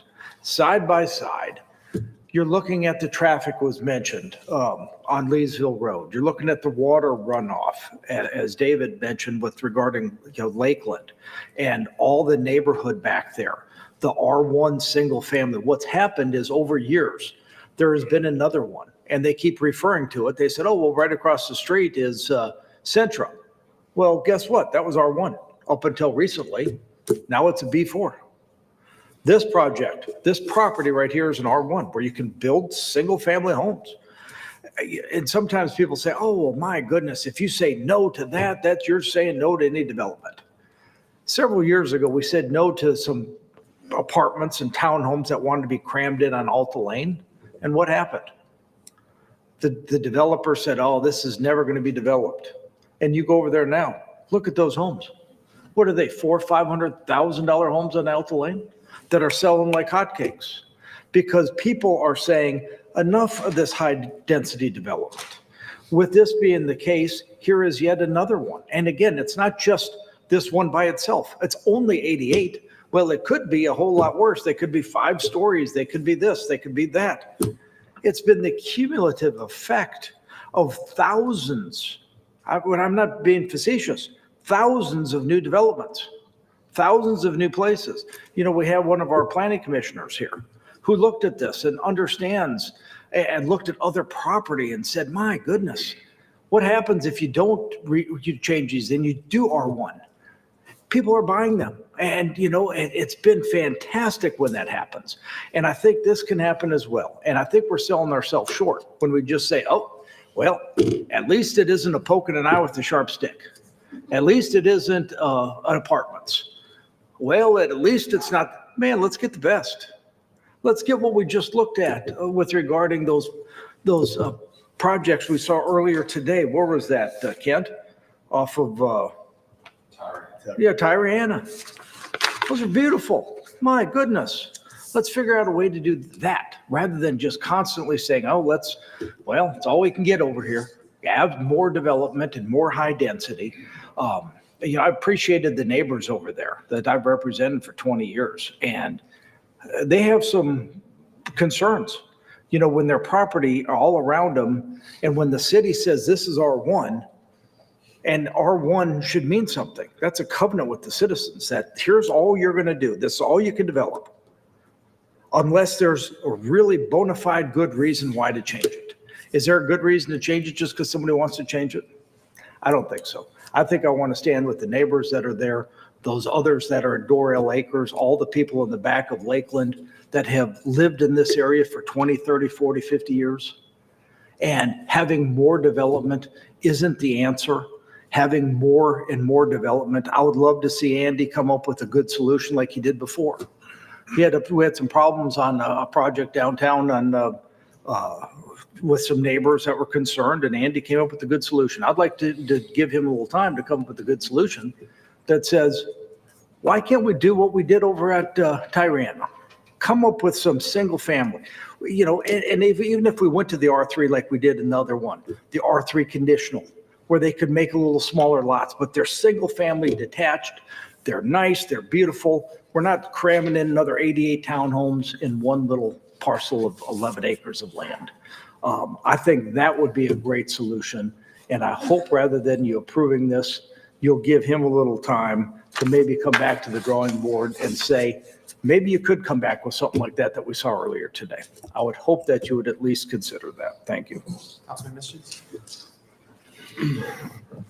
I think I'm going to actually offer that as a substitute motion to table this until the first meeting in February. And that way we can get some more time. So I'm offering a substitute motion to table this until the first meeting in February. Thank you for the second, Councilman Helgeson. Yeah, I think that there's some legitimate concerns here from the neighbors that we need to address. I know we had the discussion about the traffic considerations, and we've talked about the, we've heard about the issues with Lakeland in the rear behind that property with the runoff. And I don't have a doubt in my mind that we can resolve those issues in some way, shape, or form between now and the first meeting in February. What I don't want to see is I don't want to cancel this project and just say, boom, go back to the drawing board, right? Because I know Andy, I've known Andy for, didn't we figure it out? 20, 22 years, something like that. Yeah. Yeah. So, well, you got more hair than me. But yeah, I think we can come up with, making sure that everybody around is satisfied with what's happening, that we address all those concerns. Because I have a lot of concerns. I live in Vista Acres. I come out of Delray. I turn left on Leesville all the time. And, I know that there's traffic studies and capacity and all of those things that go into our decisions to put in traffic signals and stuff like that. But I also used to work at the fire station that served Leesville Road, and I've been to a lot of really bad wrecks there. There was a gentleman here that spoke about the wreck that happened in front of his office. I've seen the video. Not only did I see the video, I was driving down Leesville Road, and it happened right before I came on it. So I saw that, and I actually have pictures of that very wreck on my phone. And, we need to figure something out there. First priority of what we do as government, as local government, is keeping people safe and keeping things clean with clean water and sewer and garbage collection and all that stuff. We got to make sure those things are the top of what we're doing. Make sure we're doing those the best we can before we start looking in these other areas. And the traffic really is a concern of mine. So that's what I want to look at.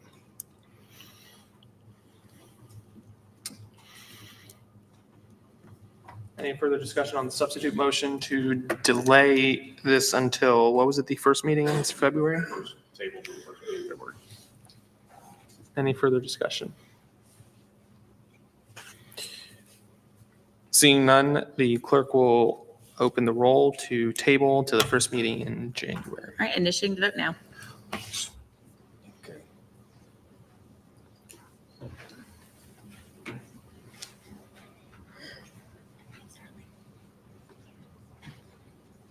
there you go. It's starting. Start again.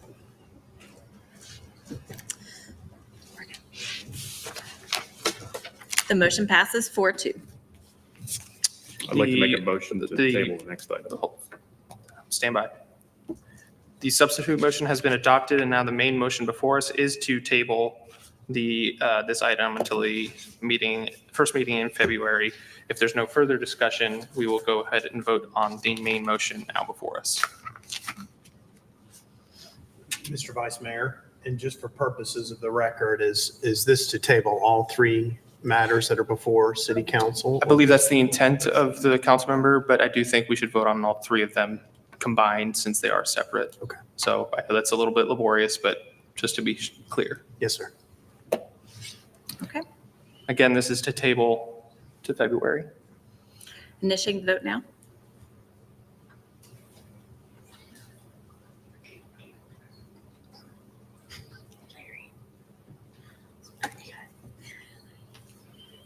The motion passes 4-2. For the second vote, we have a motion to approve the rezoning. To jump the gun, I will assume that Councilmember Mischins and Helgeson will motion in second to table to the first meeting in February. I'll make that as a motion. Is there any further discussion? No discussion. Councilman Helgeson? Yeah, I do. Just when you look at this uncodified ordinance, if you can go down one, where'd you got the ordinance up, Alicia?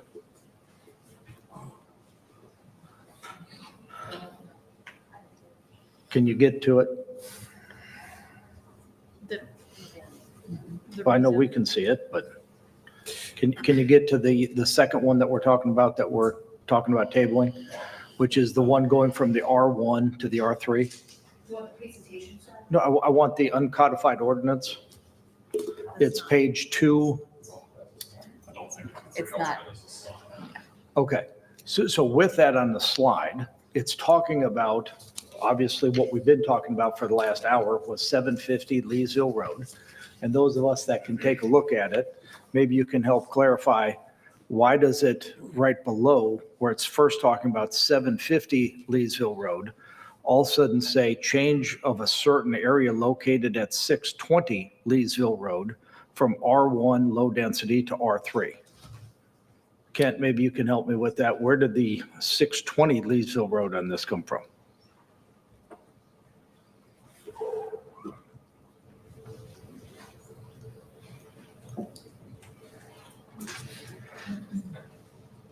So it's a good thing we're tabling this, Mr. Vice Mayor. Huh? That address appears to be error. Yes, sir. Noted. Thank Anyone you. else? Seeing none, the clerk will open the roll on tabling until the first meeting in February. Initiating the vote now.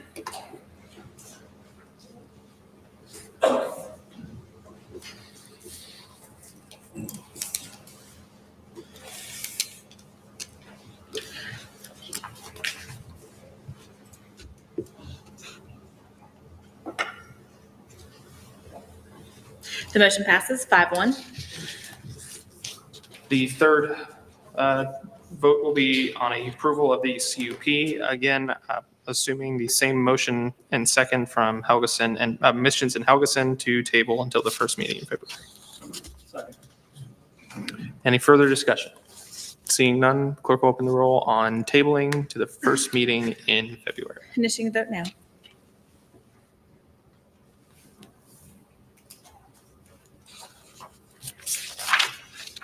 The motion passes 4-2. Thank you all.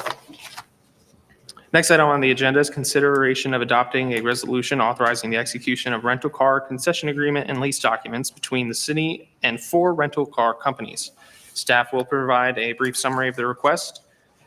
Speaking with us tonight is Mr. Cedric Simon. Greetings. Hey, good evening, Mr. Vice Mayor, members of the council. I'm Cedric Simon, the acting airport director, Lynchburg Regional Airport. I'm coming before you to bring the rental car concession agreement and lease. This was something that I first brought before you all November 12th as a business item briefing. So in July of 2024, we posted requests for proposals that were answered by the rental car companies. The agreements that were in place were outdated and they were operating on a month-to-month agreement system. We would intend to award 4 leases to Avis Rent-A-Car System, Budget Rent-A-Car System, Enterprise Leasing Corporation, and the Hertz Corporation. If approved, these agreements would take place on January 1st of the new year.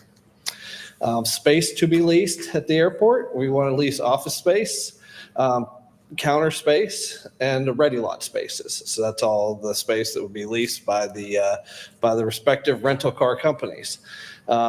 We request that if appropriate, you all would adopt a resolution that would authorize rental car concession agreement, lease agreement between the city of Lynchburg and the 4 rental car companies who answered the RFP.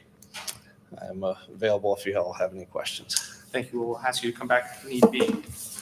Opening the public hearing, is there anyone who would speak in favor? Last call. Is there anyone who would like to speak in opposition? Last call. Are there any voicemails from citizens? There are none. Seeing that, the public hearing is now closed and the matter does rest with council and operates by motion. So. Second. It's been moved for approval by Helgeson and Wilder. Councilman Helgeson. Councilman Wilder. This came to us in the work session of some time ago, and the airport commission reviewed, airport staff reviewed the information to see what was the best options for our city. Thank you. Any further discussion? Seeing none, the clerk will open the roll on adopting the resolution as presented. Initiating the vote now.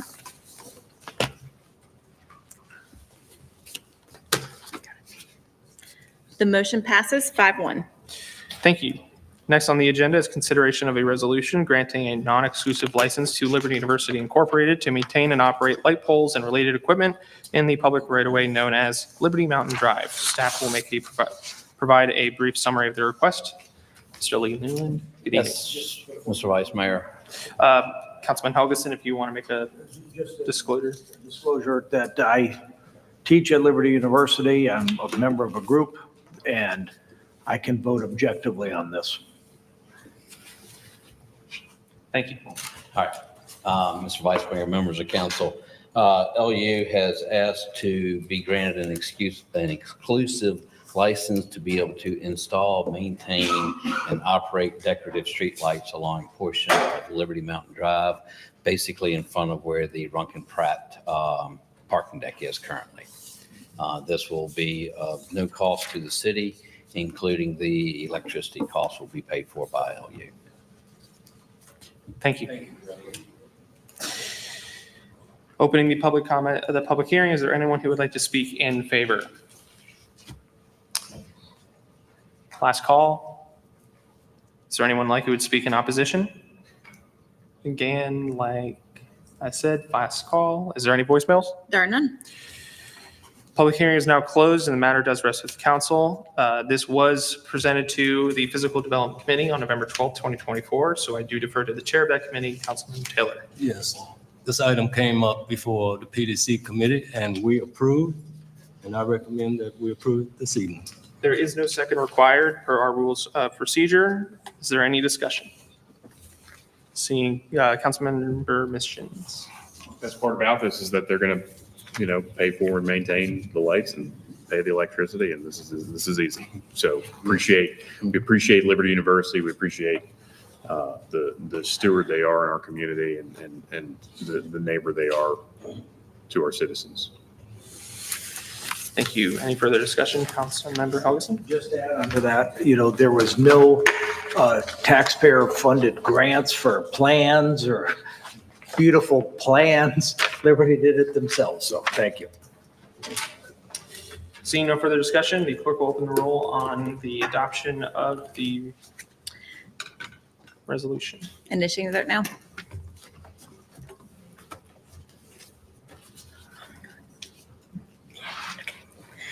The motion passes 6-0.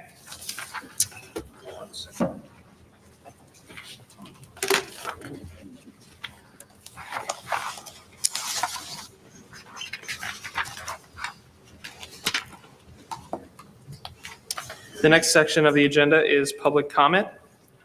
Individuals or groups wishing to speak before regular commenting are typically requested to submit on the Friday before. However, council did act today and allowed people to speak. Speakers shall be allowed to speak for 3 minutes. A representative of a group may have up to 5 minutes to make their presentation. Speakers are not permitted to donate time to other speakers. There shall be, I'm sorry, I'm reading for the rules of procedure. This wasn't in our agenda, so I'm kind of shooting from the hip.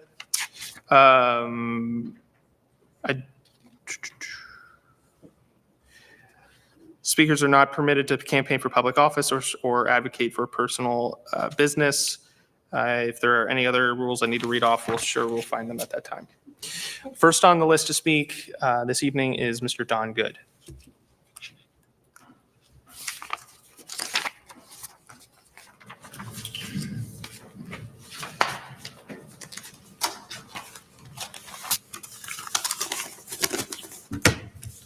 Jeff's been a consistent advocate for taxpayers in Lynchburg. He's always pushed that government is supposed to be by the people and for the people, not unelected bureaucrats. Jeff has always prioritized public safety, roads and bridges, clean drinking water. Helgeson's always thought that government should live within its budget, just like the citizens and his constituents have to do the same. He's always fought against wasteful spending for over 20 years, much of the time alone. There were more than a few 1-6 council votes where Jeff stood alone, and I admire his courage for that. He has advocated for low real estate taxes and lowering the meals tax, which is the highest in the state of Virginia. At least it used to be, and you would think it'd be somewhere like Richmond or some other city. He knew that low taxes benefits all the citizens, especially the poor, the group that the left claims to care so much about. You would have thought he would have gotten a lot more support from the left in council over the years. Jeff fought against low-income housing, which always becomes more high-crime area. Example, Timber Ridge Apartments, referred to by a lot of the first responders as Little Greenfield or Little James Crossing. It's the truth. Jeff fought against high-density townhouses, which in 20 or 30 years becomes apartments and slums. Example, look at Old Forest Road. It used to be a great area, and all those townhouses were built in the mid-'70s. It's just not a nice area, and the police are very busy over there now. And I don't live but a couple miles from there.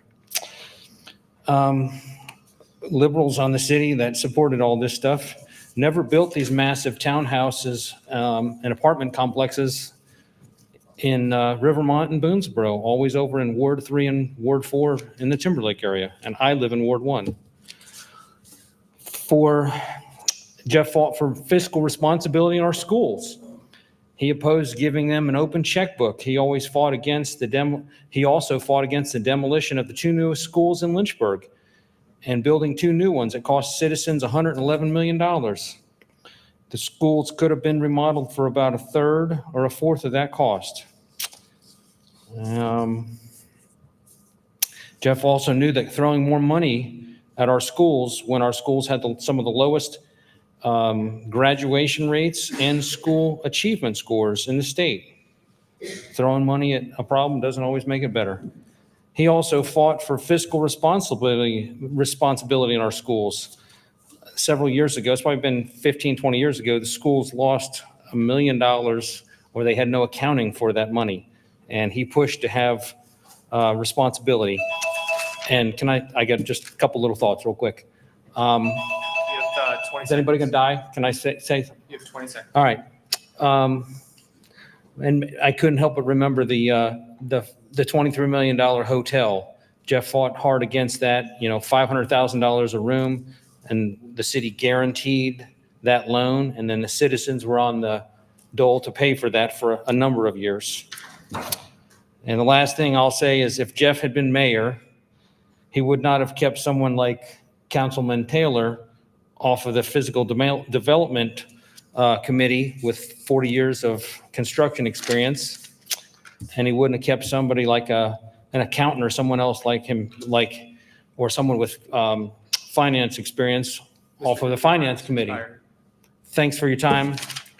Thanks for all your fighting hard for us for all these years. The next person to speak is Sarah Clayton.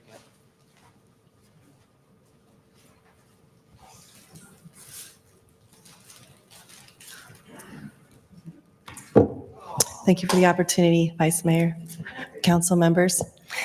Yeah, it's for your beautiful wife. We moved here in 2000 and saw the city change. What didn't change, though, was your presence on city council and your staying power.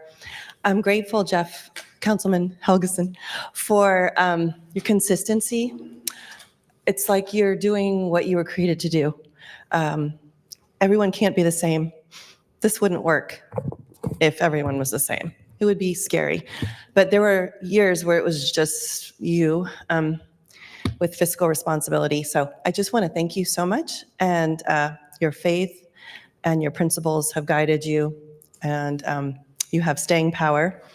And I know there will be a lasting legacy. And we're already seeing that. So thank you so much. God bless you.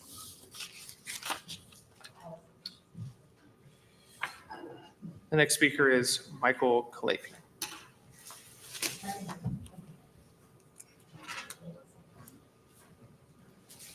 Thank you all, and I very briefly thank you, Councilman Helgeson, I still can't get it right, for your faithfulness, your endurance, your perseverance, your man of integrity. But I really want to talk about the unsung hero of this whole operation, which is my friend Allison back there, who, because Councilman Helgeson is a man of superior intelligence, he knows that behind every successful good man is an even greater woman.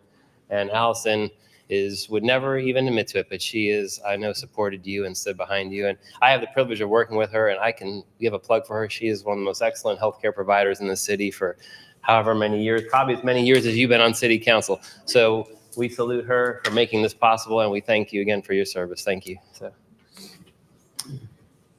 Next to speak is Kurt Deemer.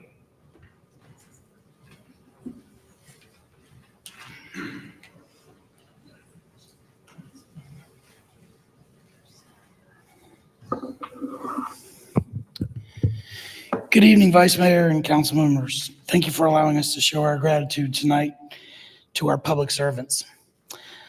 I am Kurt Deemer, and I have lived at 105 Pega Street in Lynchburg since 1973. I'm here to speak on behalf of Ward 3. Before I begin my comments, I would like to say thank you to Councilperson Mary Jane Dolan and recognize you for your 8 years of service to our beloved community. Thank you. Good evening, Honorable Helgeson. Tonight, I want to recognize and honor you. You have truly earned that title, Honorable. Your steady hand, calm, reasonable voice, grace, and wisdom, conservative, servant leadership, and fiscal sanity have been a blessing to this council and the taxpayers in our fair city. This is the Jeff we have grown to know and love for 20 years and 6 months. What an unbelievable record of service and achievement. But my friendship with Jeff actually predates his tenure on council. I first remember meeting Jeff in the 80s as a youth leader of the young single adult Sunday school class at my church, where we fought over the same pretty single ladies. He always won. I think it was his ballroom dancing skills. But it's his record on council where he developed his well-recognized reputation as a tax-fighting warrior. He has never stopped fighting for us. And the people of Ward 3 kept electing him over and over again by large margins. Those are some big shoes to fill, sir. I will do my best. I do want to recognize another patriot, though. A special thank you to someone we've already talked about, Allison Helgeson, for sharing her husband with the city and making a very real sacrifice. I think we need to have another hand for Allison.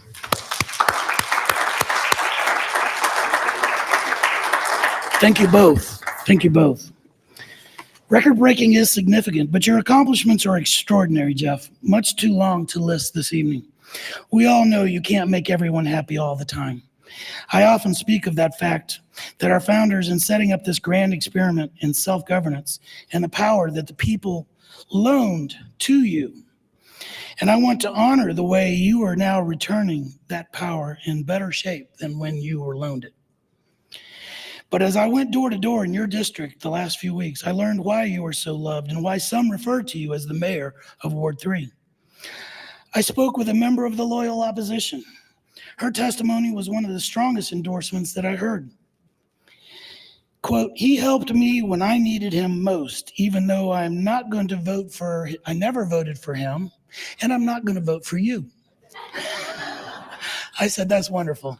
I said, I appreciate that. So I humbly thank you, sir, for your service to Ward 3. When you called me and asked me about retirement, it was sad to me in some ways. Did I get the 5 minutes? No, sir, you have 3. Okay, because I made it clear I was speaking on behalf of the people of Ward 3. Mr. Deemer, if you want to conclude your comments. My organization, but I guess I don't get the 5 minutes. Okay, let me shoot to the end. So from all the citizen taxpayers who couldn't be here tonight, but appreciate the hero of open and transparent government and the fighter Helgeson, with all my deepest gratitude and sincerity, I say, thank you, Councilman. We wish you all well and look forward to seeing what is in store for you and Allison in the future. Thank you, sir.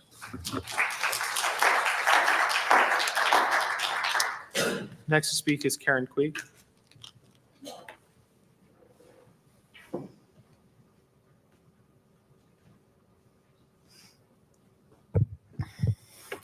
Good evening, Vice Mayor and council members. Mr. Helgeson, when I first heard you speak at City Council 2.5 years ago, I was amazed at how careful you were with your words and how wisdom flowed freely from your lips. Scripture states that wisdom is given to those who pursue God. Thank you for faithfully serving the people in Ward 3, in which I'm in for the last 17 years in Lynchburg City.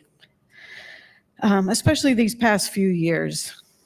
It's been painful to watch you be treated, what I see, in a disrespectful and unfair manner.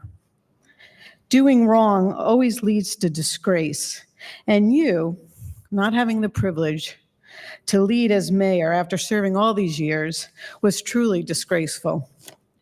Yet you handled the new challenges with a humble and calm spirit. Thank you very much. Also, being taken off the Finance Committee, well, it just really hasn't made any sense.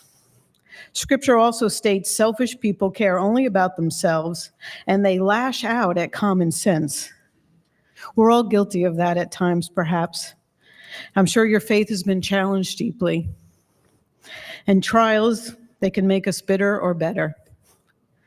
So today, there's that sweet aroma of Christ that prevails around you. And thank you for being a consistent bright light that will be missed.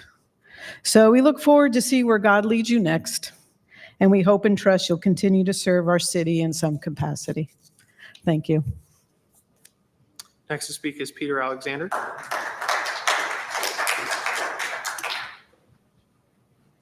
Followed by Robert Garber and Janice Quattlebaum, just so those folks are ready.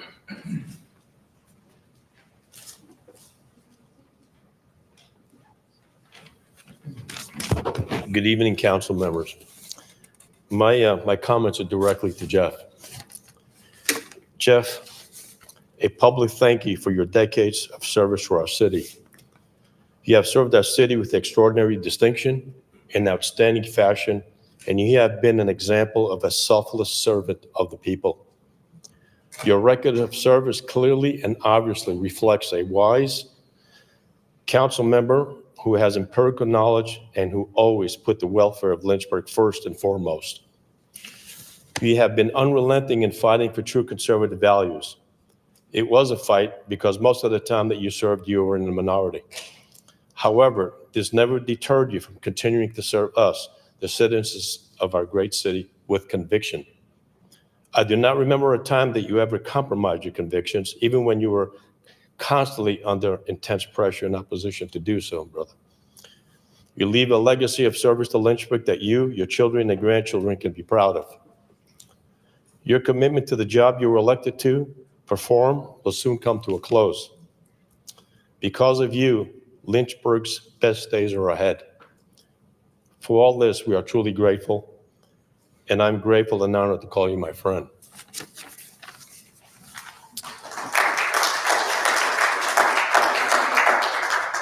Next to speak is Robert Garber, followed by Janice Quattlebaum, and then Beth White. Yes. Good evening. These chambers bring back a lot of memories. I spent 8 years here, Councilwoman Dolan, so 8 years is a long time. I always tell people that I served 8 years and they paroled me. But I'll say for Jeff, 20 years is unheard of. It really is. And you know how 8 years is a long time too, but I congratulate you on what you've done. And I see, I think on your website, you like to golf, read, hike, and play with the grandkids. So good luck with that. The Republican Party asked me to say a few things to you, Jeff. And I find that to be an honor because we've known each other probably 35 years or so. And Jeff actually lives across the street from me. So I see him quite often, don't spend a lot of time talking to him because he's busy. But anyway, you've done 20 years. We thank you for that. You know, what you look for in a representative is someone like Jeff Helgeson. Someone who has a desire to make sure we have good government.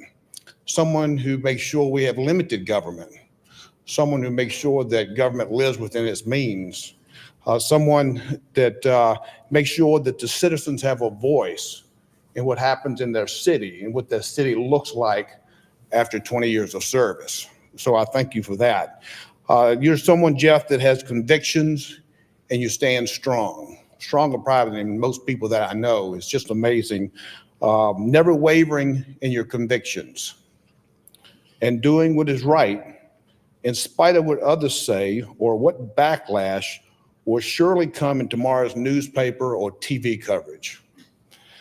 Thank you, Jeff, for being a strong, unwavering, persistent, conservative champion of what we, the citizens of Ward 3 and the Lynchburg Geo Party believe in.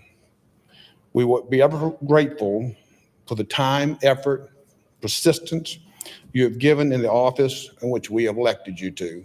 I thank you for your friendship and your 20 years of service. Congratulations.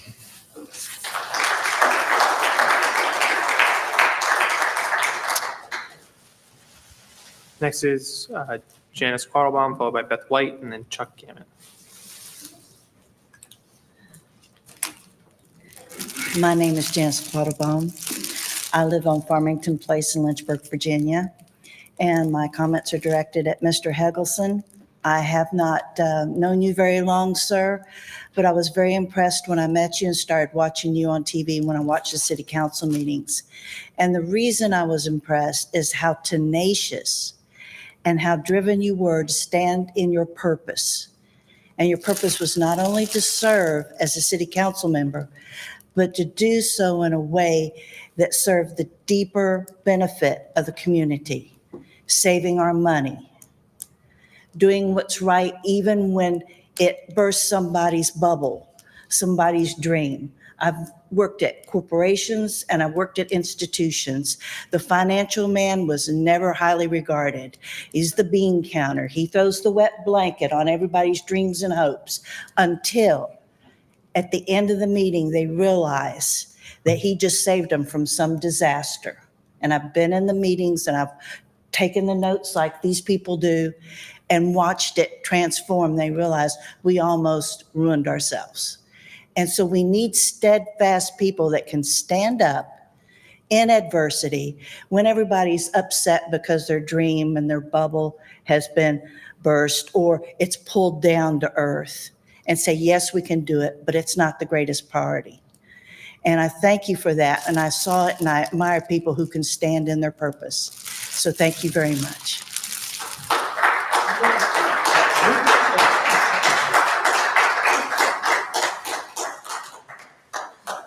Next is Beth White, followed by Chuck Gammon. First time I ever got flowers, so thank you. This is one of the few times I am not prepared to, I didn't come with something prepared to say, so I'll make this short and sweet. I want to split my time between Jeff and Mary Jane. Mary Jane, it's been an honor getting to know you over the last couple of years that I've been coming to the city council meetings. I will never forget the first time that you called me. It was January 13th at 8:45 to give me condolences for Wayne's passing. I was surprised, I was honored, and I will never forget that. Thank you for your service to the city. I hope that you have many more vacation tours and hiking tours planned in your future. Thank you. Jeff, man, I don't know what to say. You know, you've been my councilman for all 20 years, 8 months. I remember when Mr. Garber was councilman for us. You and Allison have been dear friends to Wayne and I for all the time that you've been on council. You know, we've run into you at Sam's, at the football games, and occasionally Allison at the doctor's office. But it's been a pleasure. You know, you and I don't always see eye to eye, but we respect each other. We respect each other's opinions. And, you know, at the end of the day, we can still call each other or text each other and say, hey, you know, what's the score of the football game? And I appreciate that. And I appreciate your friendship, but I appreciate your service. And I hope that you go off to retirement and do even greater things. And maybe you'll actually be able to stay and watch a full football game. So thank you.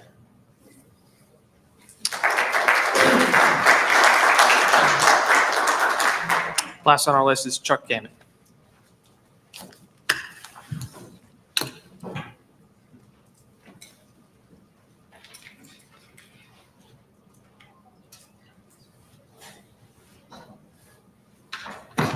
Mr. Vice Mayor and members of council, thanks for letting me speak.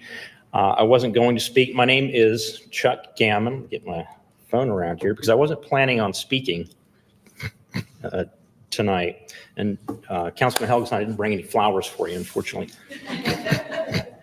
I wasn't going to say anything tonight, not because I don't appreciate you, Councilman, because I do. I've known you for a long time, but because I'm not a very flowery and eloquent speaker, and there's been some greater and better speakers that came before me. And then I realized maybe a flowery and eloquent speech wouldn't suit Jeff best anyway, so it might be okay to come up and say something. And I don't mean any offense by that, Jeff. I just know you. So some in this room know that I sit on the City Planning Commission, was nominated by Councilman Helgeson about a year and a half ago. And it's been a privilege to serve there. But Jeff is not only the person who nominated me, he's also been a role model in principle. My wife and I have lived in Ward 3 for about 20 years, which is almost exactly as long as Councilman Helgeson has been on council. So Jeff has always represented us on Ward 3. Having said that, I know Jeff and have known him a long time.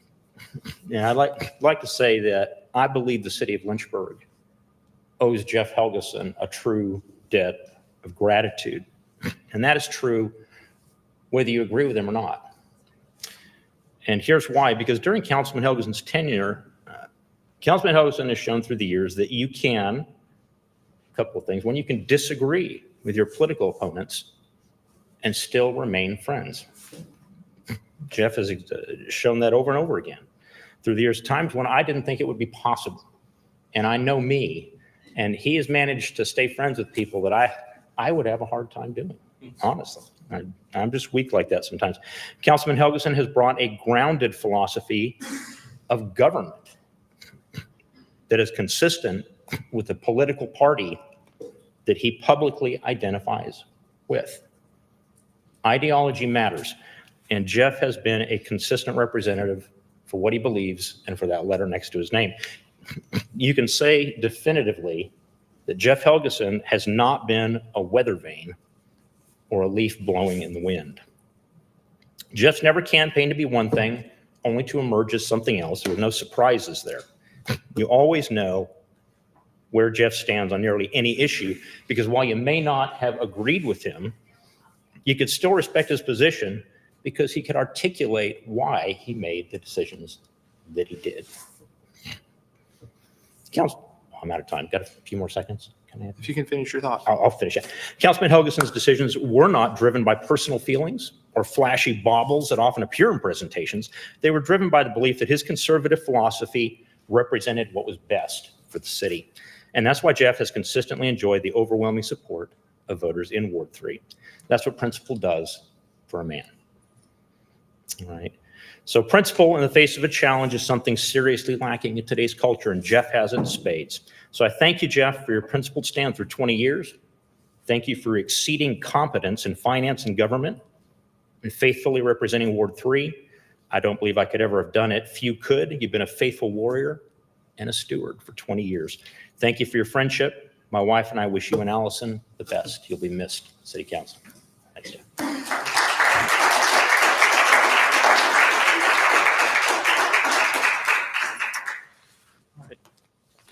That was our final speaker. I have two announcements. Our next regularly scheduled meeting for City Council will be January 14th, 2025 at 4 p.m. in council chambers. However, we will have a special meeting on January 3rd at 11 a.m. in council chambers for leadership elections for the next 2 years. With that being said, council is adjourned.